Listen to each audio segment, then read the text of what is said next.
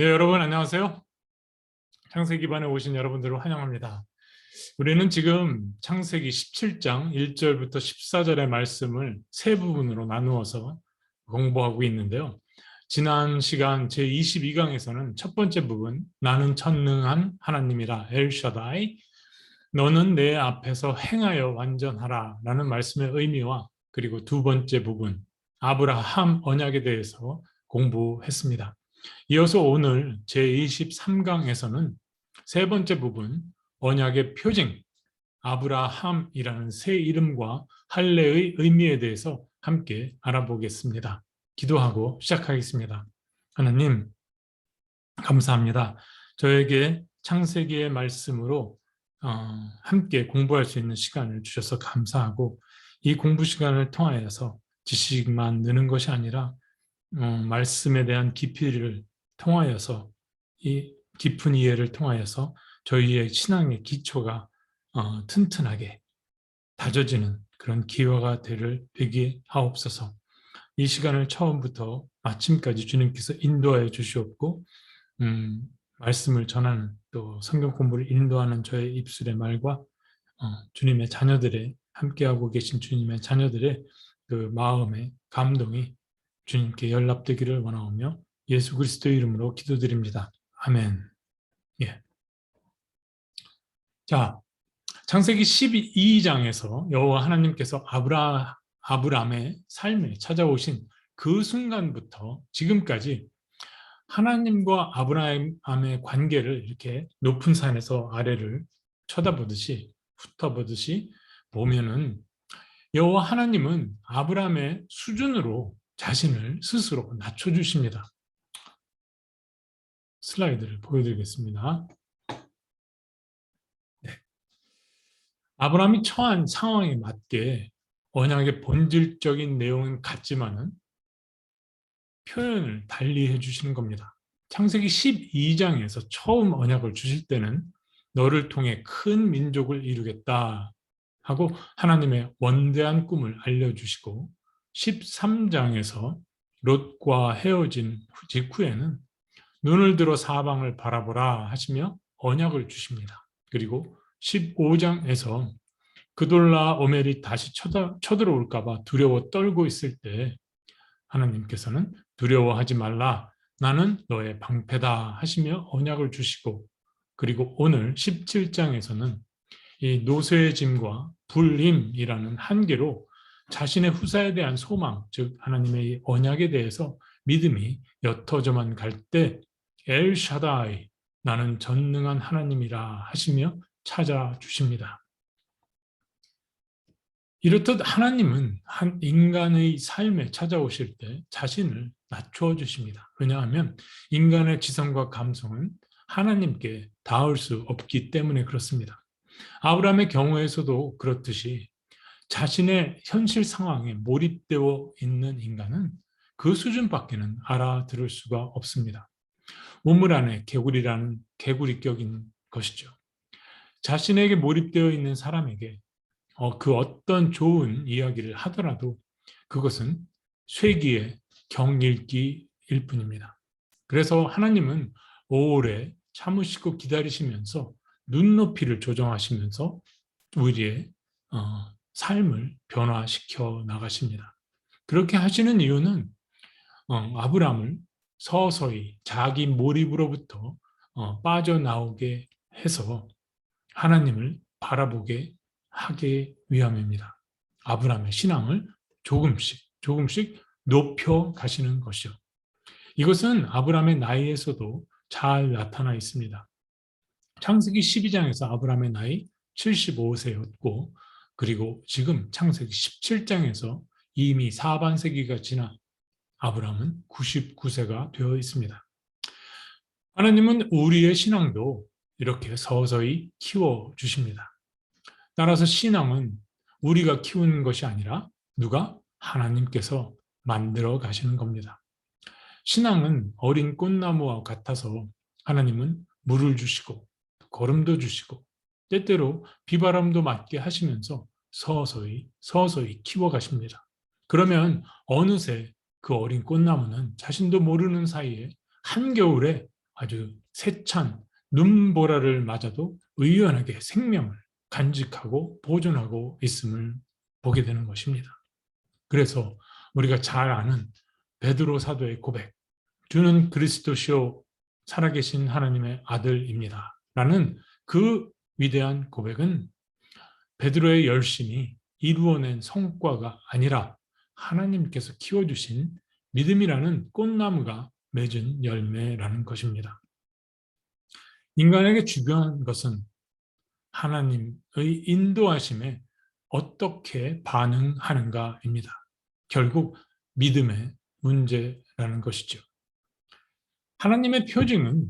하나님은 언약의 표징으로 아브라함에게 새 이름을 주시고 그리고 할례를 명하십니다. 슬라이드를 또 한 장 보여드리겠습니다. 네. 이것은 마치 언약서를 이렇게 책상 위에 놓고 언약의 당사자인 여호와 하나님과 아브라함이 각자 자기의 인감 도장을 갖고 와서 찍는 것과 같습니다.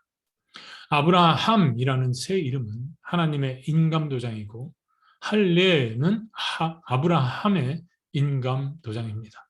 왜냐하면 아브라함을 복의 근원으로 삼아서 여러 민족을 하나님의 백성으로 이루어 가실 분은 하나님이십니다. 그리고 언약 공동체로부터 끊어지지 않도록 할례의 의무를 다해야 할 사람은 아브라함과 그의 후손이기 때문에 그렇습니다. 하나님은 아브라함의 이름을 아브라함으로 바꾸십니다. 이름을 변경함으로 아브라함의 정체성은 달라집니다. 아브라함은 높임을 받는 아비라는 뜻입니다. 아브라함은 열방의 아버지라는 뜻이고요. 아브람은 아버지 데라가 메소포타미아 갈대아 우르에서 그가 태어났을 때 지어준 이름입니다. 아브라함은 오늘 여호와 하나님께서 주신 이름입니다. 우리가 잘 알다시피 이 데라에게는 3명의 아들들이 있었습니다. 하란, 나홀, 아브람입니다. 하란이란 산이 많다라는 뜻이고 나홀이란 화가 나다라는 뜻인데 아마도 하란은 산이 많은 지역에서 태어났고 나홀은 성깔이 불같아서 데라가 그렇게 장명한 것은 아닌가 짐작해 봅니다. 그런데 아브람은 다릅니다. 높은 아비라는 뜻으로 아버지의 아들을 향한 바람이 담겨 있습니다. 셋째 아들이 우르에서 태어났을 때 데라는 드라빔과 같은 우상을 만드는 일에 종사하고 있었습니다. 단순히 그냥 추측해 보건대 데라는 아마도 셋째 아들이 출세하기를 바랬던 것 같습니다. 당시 여러 신들을 숭배하는 이 다신의 우르 문화에서 아들이 신의 대제사장이 되길 바랬던 것은 아닐까요? 그런 바람으로 셋째 아들의 이름을 아브람으로 지어준 것 같습니다. 여하튼 만일 데라가 우르를 떠나지 않고 계속 살았더라면 아브람은 아마 우르의 달신 이난나의 대제사장이 되었을지도 모를 일입니다. 자, 이것은 무엇을 의미할까요?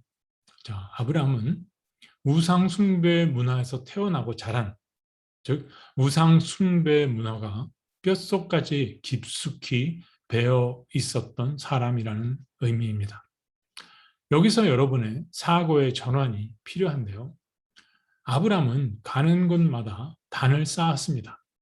세겜에서 가나안 땅으로 처음 왔을 때 세겜에서 언약을 주신 신께 단을 쌓았고 애굽으로 피난 갔다가 다시 가나안 땅으로 돌아와서 헤브론에서 단을 쌓았습니다. 이렇게 단을 쌓는 아브람의 모습에서 아브람의 신심을 읽을 수 있습니다. 그런데 아브람은 단지 어려서부터 집안에서 그리고 우르에서 단을 쌓고 신에게 제사를 드리는 광경을 그대로 본따 따라했던 것입니다. 문화라는 것이 이렇게도 무서운 것입니다. 그러나 이때까지만 해도 아브람은 이 언약을 주신 신이 어떤 신인지 정확히 모르고 있었습니다. 여호와라는 이름은 생전 듣도 보지도 못했고 하갈도 그랬지 않습니까? 광야에서 만난 여호와 하나님을 왜 여호와라고 하지 않고 엘로이라고 불렀을까요? 같은 이유였기 때문이죠. 모두 자신에게 찾아오신 이 신이 어떤 신인지 정확히 몰랐습니다. 여호와 하나님께서 당신의 이름도 당신이 누구신지도 알려주시지 않은 채 음성만 들려주셨기 때문이죠. 아브라함은 언약을 주신 여호와 하나님을 집안에서 섬겼던 신 정도로 생각했을지도 모릅니다. 따라서 창세기 12장부터 여호와 하나님께서 아브라함을 찾아주셔서 언약을 거듭 상기시켜 주시고 기억시켜 주신 과정은 여호와 하나님께서 아브라함에게 조금씩 당신이 어떤 신인가를 학습하게 하신 과정이라고 볼 수 있습니다. 시간이 흘러 때가 임박하자 창세기 17장에서 하나님은 당신 스스로를 엘샤다이, 전능한 하나님으로 알려주시면서 하나님은 아브라함의 이름을 아브라함이라고 바꾸십니다. 이 계명의 사건은 창세기 12장 3절 땅의 모든 족속이 너로 말미암아 복을 얻을 것이라 라는 언약을 성취할 준비이셨던 겁니다. 즉 내가 너로 하여금 복의 근원이 되게 할 것이라 라는 약속을 하나님은 아브라함이라는 이름에 새겨 놓으셨던 겁니다. 따라서 아브라함이라는 새 이름에는 언약을 향한 여호와 하나님의 신실한 의지가 담겨 있다고 하겠죠. 자, 이와 함께 여호와 하나님은 아브라함에게 할례를 명하십니다. 남성의 성기를 감싸고 있는 포피의 일부를 자르는 이 할례는 아브라함에게 처음 행해진 정결 의식은 아니었습니다. 할례는 당시 고대 근동 지역에서 이미 오래전부터 행해져 내려오는 관습이었습니다. 슬라이드 한 장을 또 보여드리겠습니다. 예를 들어 이집트 피라미드 고분 벽화를 보면은 고대 이집트에서는 제사장들 계급에서는 할례가 거행되고 있었습니다. 그러나 선택된 부류의 사람들에게만 할례가 치러졌던 것입니다. 이에 반해서 아브라함에게 여호와 하나님께서 명하신 할례는 공동체 전체의 할례였던 겁니다.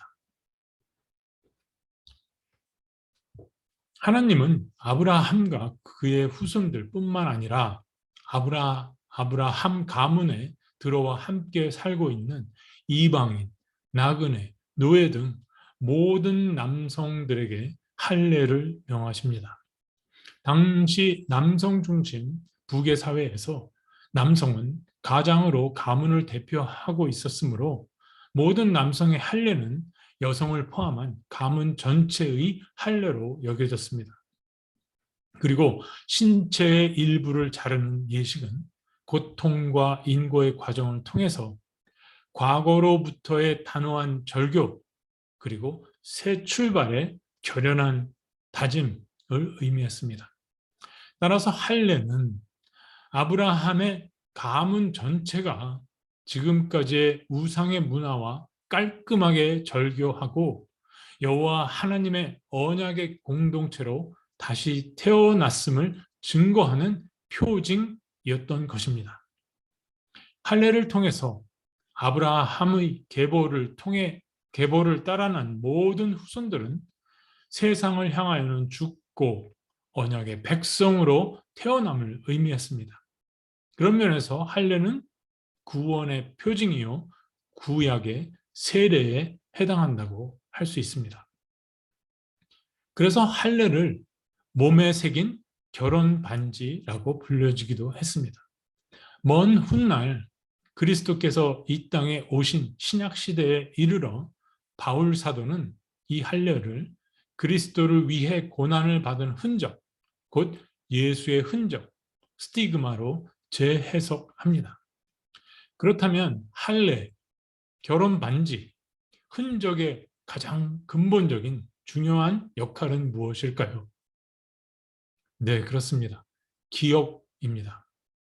결혼 반지는 내가 결혼한 배우자만의 사람으로 그에 상응하는 도리를 해야 함을, 또 할례는 내가 언약의 백성으로 하나님 앞에서 신실하게 살 것을, 그리스도의 흔적은 내가 그리스도께 붙잡힌 사람으로서 그리스도를 증거하는 삶을 살아야 함을 기억시킵니다. 자, 그러면 할례에 대하여 우리가 쉽게 잘못 이해하는 부분에 대해서 말씀드리겠습니다. 17장 14절입니다. 제가 읽어드릴게요. 17장 14절. 할례를 받지 아니한 남자 곧 그 포피를 베지 아니한 자는 백성 중에서 끊어지리니 그가 내 언약을 배반하였음이니라.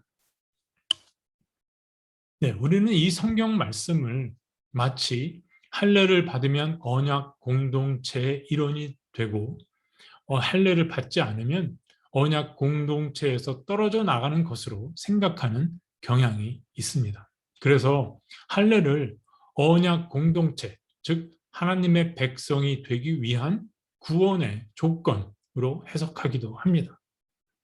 그리스도께서 이 땅에 오셨을 때 유대인들이 이 할례를 조건으로 해석했습니다.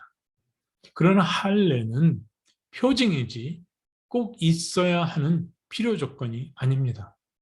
사인, 계약서에 우리가 집어넣는, 서명하는 사인이나 또 찍는 인감 도장과 같다는 이야기입니다. 예를 들어 드리겠습니다. 결혼 반지를 준비할 여력이 없어서 결혼 반지 없이 결혼한 사람이 있다면, 커플이 있다면 그 커플은 결혼 반지가 없다고 해서 결혼한 커플이 아니며, 또 각자는 배우자에 대한 마땅한 도리를 무시할 수 있을까요? 그럴 수 없지요. 왜냐하면 결혼 반지는 결혼의 상징, 표징일 뿐이지 필요 조건이 아니기 때문입니다. 만일 결혼 반지가 결혼의 조건이라면 결혼한 사람이 반지를 슬그머니 빼서 숨기고 미혼인 척 가장하고 다른 사람과 바람 피우는 이 행위는 정당한 것인가요? 그렇지 않지요. 결혼은 서로가 서로를 향한 언약이기 때문에 결혼 반지를 끼고 있건 끼지 않고 있건 상관없이 여전히 그 언약에 대한 보이지 않는 책임은 유효한 것입니다. 슬라이드를 또 한 장 보여드리겠습니다. 네. 이렇듯 할례를 받지 않아서 언약 공동체의 일원이 되고 되지 않고 언약 관계가 유지되고 깨지고 하는 것이 아닙니다. 불변의 진리는, 하나님의 언약은 하나님의 은혜에서 비롯되는 일방적이며 무조건적이며 대를 이어 영속되는 영원한 하나님의 약속입니다. 할례를 받고 받지 않고에 달려있지 않습니다. 할례는 내가 언약 공동체의 일원임을 나 자신에게 재확증하고 기억하려는 나의 선택 의지입니다. 인간은 할례를 받아도 언약에 신실하지 못할 수가 있고 할례를 받지 않아도 언약에 신실할 수 있습니다.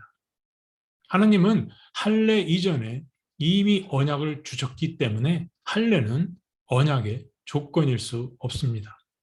다만 할례를 받고 받지 않고의 사이의 차이는 끼었다 뺐다 하는 결혼 반지는 속일 수도 있고 기억하지 못할 수도 있지만 몸에 새긴 결혼 반지 할례는 내가 치매에 걸리지 않는 이상 기억하게 한다는 것입니다.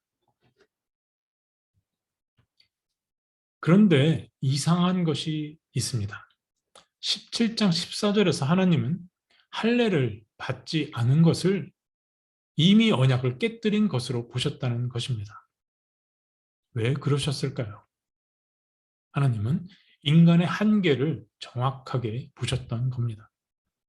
기억하지 못하면 점점 조금씩 멀어지다가 끊어지고 마는 것이 인간의 관계이지 않습니까? 그래서 할례에 어떻게 반응하느냐, 그 선택에 따라 그 사람이 언약에 붙어 있느냐, 떨어져 나가느냐, 그 운명을 스스로 결정하게 됩니다. 할례를 받고 말고는 그 사람의 자발적 선택에 달려 있습니다. 아브라함은 어떻게 반응했을까요? 아브라함의 선택에 따라 그의 운명은 갈릴 것입니다. 이렇듯 우리는 어떤 선택을 해야 할까요? 우리의 선택에 따라 우리의 운명도 달라질 것입니다. 하나님은 바로 이 점을 직시하셨던 겁니다. 마치 에덴 동산에서 아담에게 선악과를 따먹지 말 것을 당부하신 것처럼 말입니다. 이 구절을 여호와 하나님께서 끊어내시는 것으로 해석하면 잘못된 해석입니다. 영원한 언약의 여호와 하나님은 절대로 끊어내시지 않습니다. 사람이 스스로 떨어져 나가는 것입니다. 이 부분을 사사기 역사가는 출애굽 이후 가나안 세대의 삶에서 적나라하게 보여줍니다.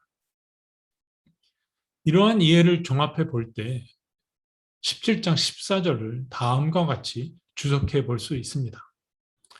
할례를 받아 몸에 결혼 반지를 새긴 사람은 여호와 하나님의 언약으로 맺어진 결혼 관계를 늘 기억하며 그에 상응하는 삶을 살아가려고 할 것입니다. 그래서 그 사람은 언약 공동체에 남아 있게 될 것입니다. 그러나 할례를 받지 않는 사람은 여호와 하나님과의 언약으로 맺어진 결혼 관계를 기억하지 못하거나 자발적으로 속일 수 있고, 그럴 경우 하나님과의 언약을 어기게 되므로 그 언약은 언약 공동체로부터 스스로, 그 영혼은 그 언약 공동체로부터 스스로 떨어져 나갈 것입니다. 그러므로 할례를 받지 않은 언약의 백성은 여호와 하나님과의 언약적 관계를 기억하려고 더욱더 힘써야 합니다. 자, 할례는 망각하기 쉬운 인간을 위한 하나님의 강력한 기억 장치였던 겁니다. 이것이 바로 세례의 의미이기도 한 것이죠. 오늘 강의는 여기까지입니다. 창세기 17장은 성경에서 중요하게 다루어지는 부분들 중에 하나입니다. 지난 시간 강의와 또 오늘 강의로 17장 전반부의 말씀에 대하여 세 부분으로 나누어서 자세히 알아보았는데요. 여러분의 신앙의 기초를 다지는 데 도움이 되길 바랍니다. 자, 함께 생각하는 질문 올려드리겠습니다.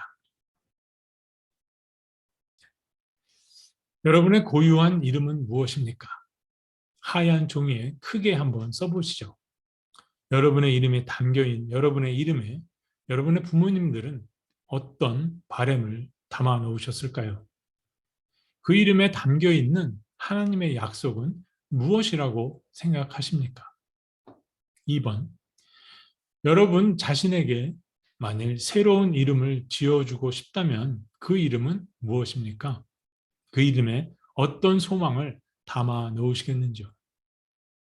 3번, 여러분은 일상생활에서 여호와 하나님의 언약을 기억하기 위해서 어떤 장치를 마련해 두셨습니까? 그 여러분께서 독창적으로 마련해 놓으신 장치를 한번 서로 나누어 주셨으면 좋겠습니다. 4번, 갈라디아서 5장을 읽고 육신의 할례와 마음의 할례에 대하여 나는 어떤 태도를 갖고 있는지 한번 묵상해 보시기 바랍니다. 다음으로 23강 자기학습과 숙제입니다. 줌토이는 이미 말씀드린 것 같이 10월 10일에 첫 줌토이를 갖도록 하겠습니다. 숙제는 창세기 17장과 18장을 한번 자세히 읽어보시기 바랍니다. 그리고 공통질문, 방금 읽어드린 공통질문 생각해 보시고 한번 정리해 보십시오.